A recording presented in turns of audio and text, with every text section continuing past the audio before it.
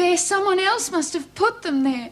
Can you prove that? No, but aren't you supposed to be presumed innocent until you're proven guilty? As far as I'm concerned, it has been proved. Take it to solitary. No! Warner, don't make things worse for yourself than they already are. What with this and the letters you were found carrying, your chances of ever being paroled are slim enough already. Now take her away.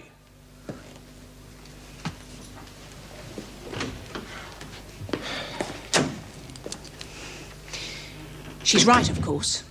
If she is innocent, how can she possibly defend herself? How can she prove it? I don't think we're making a mistake. Look, I've known her a fair while. I know what sort of a girl she is. I really believe she's been set up. By whom? I don't know. Obviously by someone who doesn't want to see her paroled. Mrs. Jackson, we've both been around institutions long enough to realise the peculiar form of morality that exists amongst prisoners. No prisoner would ever jeopardise another's chances of ever being paroled. It's just not done. Well, I'm certain it is being done. It's the only thing that makes sense out of this whole business. Now, I'm sure Lynn's innocent. Couldn't we give her just one more chance? No, she's had enough chances already. That's where the problem really lies here in Wentworth. If discipline was stricter, these things wouldn't happen. Well, I don't agree. Really? It makes me sick to think of poor Lynn there in the pound. And for something she didn't do, it makes me sick. Yeah. And you're beginning to make me sick, too, the way you're carrying on. Oh, you gotta feel sorry for Lynn. Of course you have. But a couple of days in the pound never did no one any harm. Anyway, she's in there and not you, so what are you carrying on about? 'Cause she's innocent, that's why. She's in there for something she didn't do. How do you know? 'Cause I do. Yeah, I'll bet you do. And what does that mean? Don't you bloody accuse me. Come on, Dor, don't try and be a standover. You know what all the girls in here would do if they found out who planted that stuff on Lynn. That's if anyone should tell them. You wouldn't tell him. You couldn't tell him 'cause you don't know nothing. Don't worry. You're safe. I wouldn't do that to Lynn. Oh, shut up and let's get some sleep.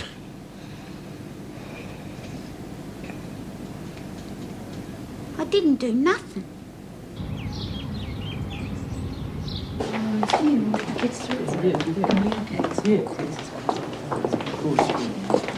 Martin, Ferguson, visitors for both of you. Visitors? Who the hell will be coming to see me? Oh, I can guess who mine is. The loving husband act.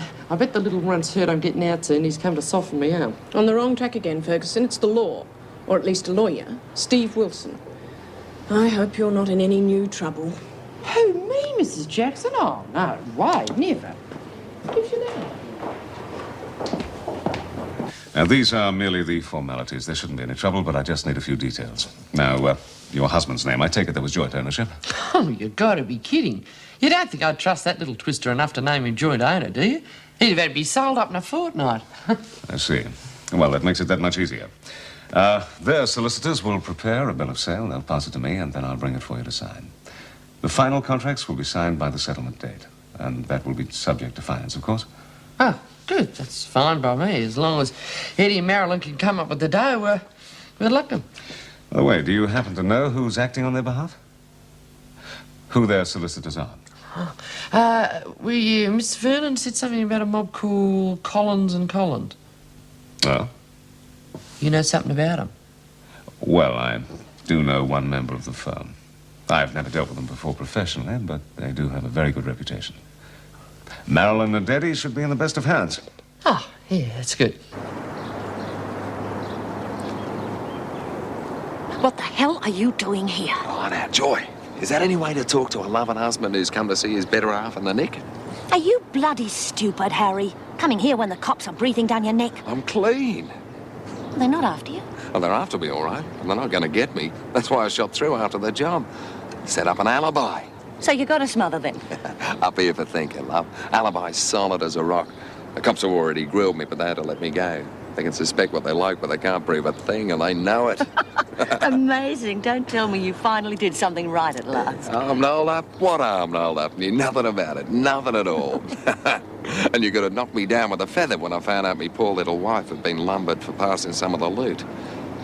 You stupid mole. Watch it, Harry. Well, what kind of a dumb act was that? You knew the money was hot. Didn't they teach you about serial numbers at your school? Oh, very bloody funny. I had to live, didn't I? You just shot through without a word. I didn't know where the hell you were or what was going on. You left me without a penny except for a bag full of loot. Now, what was I supposed to do? Starve to death? It's all right, all right. Don't get upset. Look, it's my fault. I should have told you what the plan was. I just didn't have time, that's all. Anyway, everything's sweet now. Except for your spot of bother, of course, love. Now, all we got to do is process the money. Yeah? Bit of the old laundering, eh? I'll pick it up and dry clean it into something a bit more negotiable. Like I told Jules, you'll just have to wait till I get out. Why? Oh, to be safer. Things will have cooled down by then. We can go off together and really enjoy it. Settle down to a bit of security for once. Now, just a minute. I decide what's safe and how to handle it.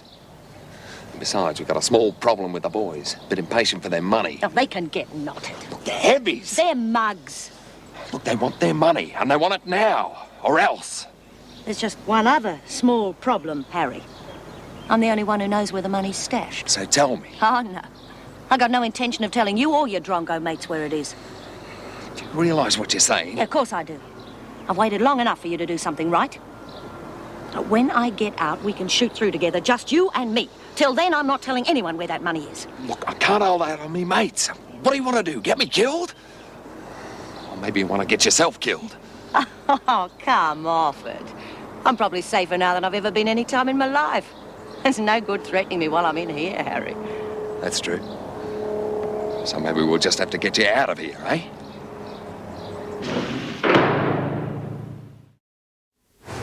Yeah, that'd be lovely money. Geez, I don't know what I'd do if I was getting ready to go on the outside. I really don't. Well, this time it's going to be different. The money from the shop, I think I'll take myself for a nice long holiday. Oh, that'd be lovely. Do you know, I can't remember when I last had a proper holiday. Except for in here, of course. The Wentworth Hilton. Hot and cold folding doors. Where do you go? Do you reckon you go up to surfers? No, I don't fancy that much. You know, all them birds lying around on the beach, it makes you feel like an old bag. Yeah. You know, I've always wanted to go to Monte Carlo. Monte Carlo? What do you want to go there for? You could do your dough just as easily at West Point. No, it's not that. It's just that when me old dad used to get potted up, he used to sing that song, I'm the man that broke the bank of Monte Carlo. And I've always had that dream, even when I was little, that I'd like to go to Monte Carlo. And I'd walk along the Rue Bellone, and I'd be the girl that broke the bank of Monte Carlo. Yeah, it's funny the things you think of as a kid. No, I reckon I might head for Bali. Maybe Honolulu. Might even go to America. Have a look at Disneyland. And you'll take your old man with you? I suppose so. He's not that bad, really. Might make it a second honeymoon. Get to know one another all over again. That'd be lovely, Mum. Hello, hello, hello. Your visitor doesn't seem to have cheered you up much. That bloody Harry. Who? My ever-loving husband. I thought he was on the lam. Oh, he says he's clear with the cops. They can't pin anything on him. But guess what he's threatened? He's threatened to break me out of here. Oh, yeah, join. I mean, that's quite easy. Join the club. There's going to be a few of us on the outside, see? No, it's not funny. He was dead serious. If I don't tell him where that loot is, he's going to drag me out of here. And you didn't tell him? Oh, no way. Well, now, listen, Joyce. I mean, it's just not worth trying to hang on to it if they're going to kill you trying to get it. Yeah, it's only money. That money goes where I go. I know I'll never get another chance like this. But if they get me, oh, Christ, they'll make a mess of me.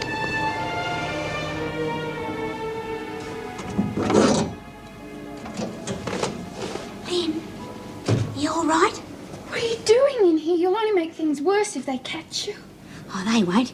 Anyway, I don't care if they do. How's it going? Okay, it's just...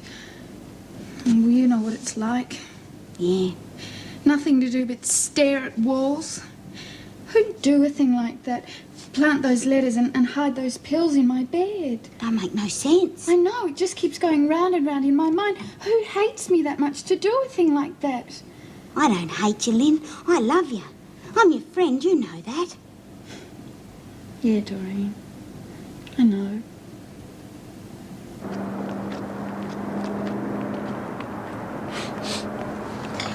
I'm here to see Miller. Joyce Miller. You were here before. Yeah, I'm her husband.